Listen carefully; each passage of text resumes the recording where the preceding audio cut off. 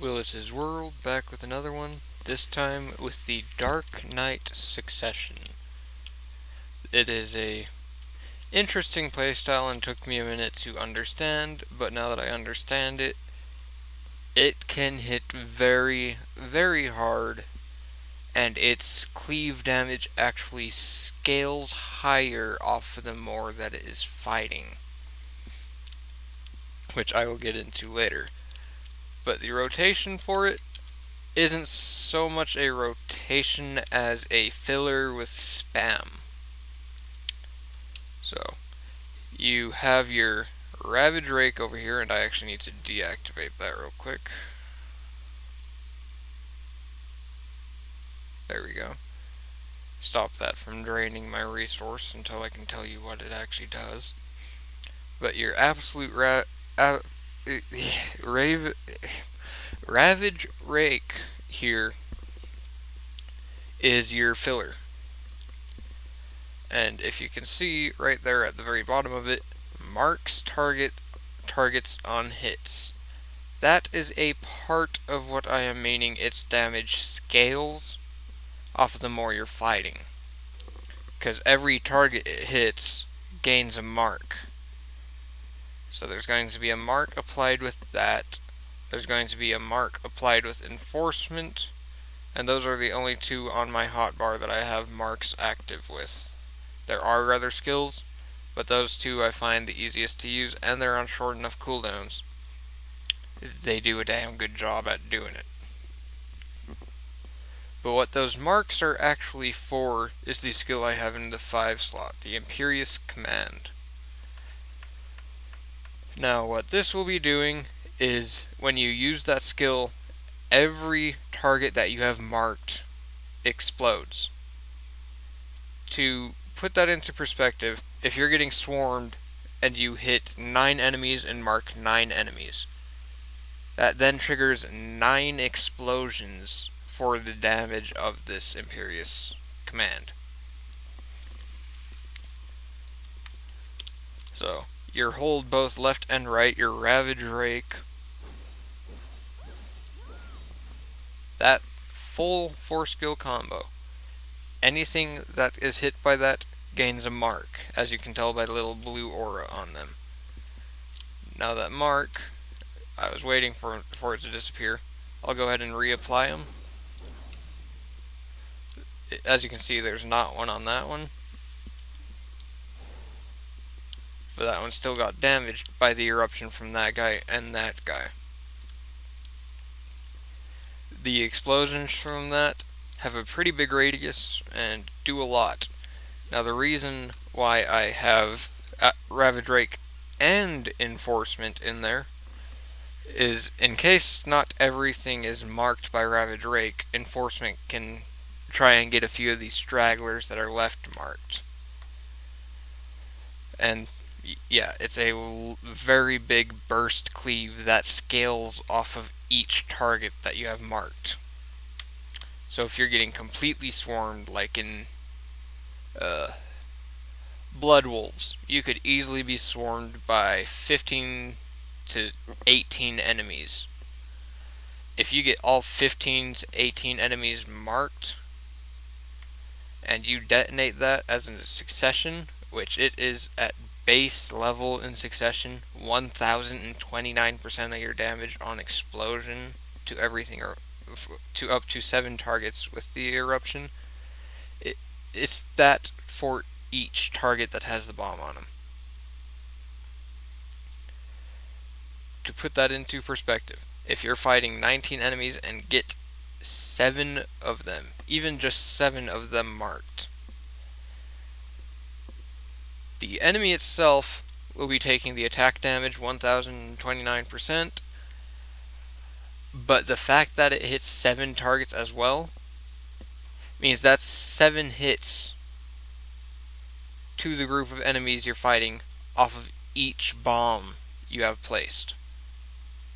So, basically, if you have placed those, let's just make it easy math. You place 10 of the marks. Those 10 marks are going to hit 70 times. Because each mark can hit up to 7 targets around the target that has the mark. So having 10 targets with a mark, that mark gets erupted by Imperious Command, and that mark hits everything around it. That is what I'm meaning by scaling off of group. If you're fighting 3 enemies, it's basically 3 bombs going off. You're fighting 10 enemies, it's 10 bombs going off. It's scaling damage off of the size of the group you're fighting. Which, that is insane. There is no other class that I have played so far, and I don't think there is another class in the game that scales its damage off of the enemies you're fighting in their quantity. So, that's big. But then it makes you think, well, wouldn't it be weak in single target then? And that's where it goes and says, fuck you. Vidier's Dogma. You activate it and it will drain your resource continuously. But while it's up, your basic attacks, your scarring slash, and your sudden attack damage all increase by 20% while it's draining. I actually don't think I have any of those in there. Well, I have the basic attacks. With you holding Ravage Rake... Oh, come on. Get out of that. With your holding Ravage Rake, once it's through, it'll be going instantly to your basic attacks. Until the cooldown on the Ravage Rakes again. But yeah. That's going to be doing that. And then you have your Wheel of Fortune here, which is for more cleave, but has floating with it as well. Lunacy of Vidir, increased attack speed on use of the skill. Obsidian here, more cleave. This is very much a PvE character. I don't see much PvP use for the succession. Although it does hit very hard, so you could have a pure damaging PvP for this character. I just feel it's more primarily built for PvE because there is not much CC in its kit. But, yeah. You have your Wheel of Fortune here, you have your Lunacy of Vidir here, you have your Obsidian Ashes, and you have your Imperious Command. Your Imperious Command, pop on cooldown. But, yeah. You're going to want to open up with, I believe it was forward shift. Yeah. Your forward shift into light attack, into hold both buttons, into your 1, to your 2, to your 3. Oh, well that was Black Spirits. To your 4, and then explode. Now, I only got an explosion off of my initial target to hit everything else because I didn't have anything else marked due to how long it took me to get it in. But your entry, forward shift, left click. Follow that entry left click with hold both buttons.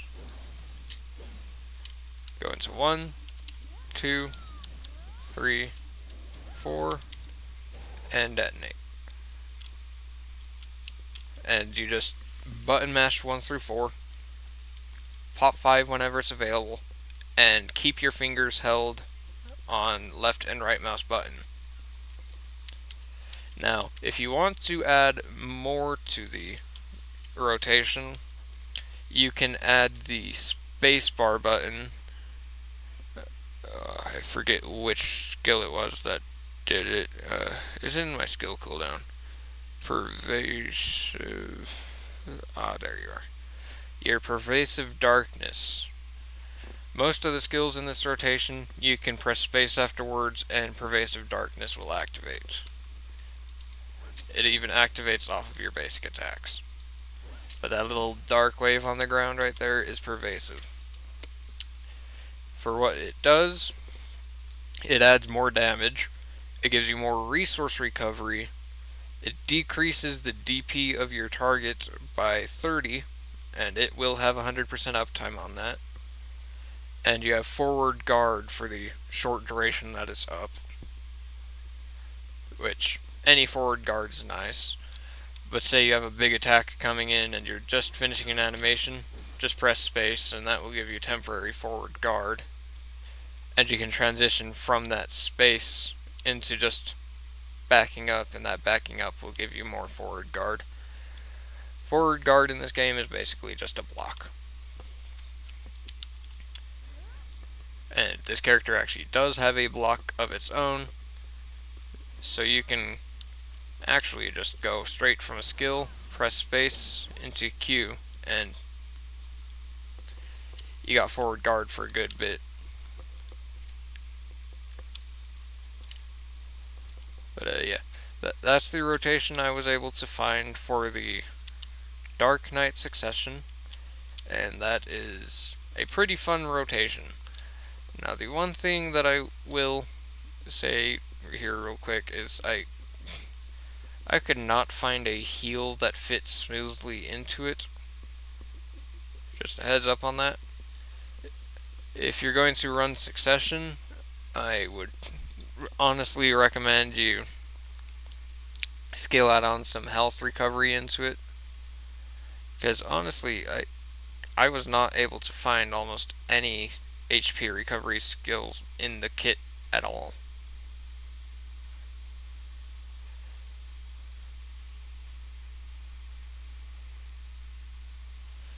But yeah, it's a good kit, has a lot of damage, and honestly, at most points, uh, honestly, it does enough damage.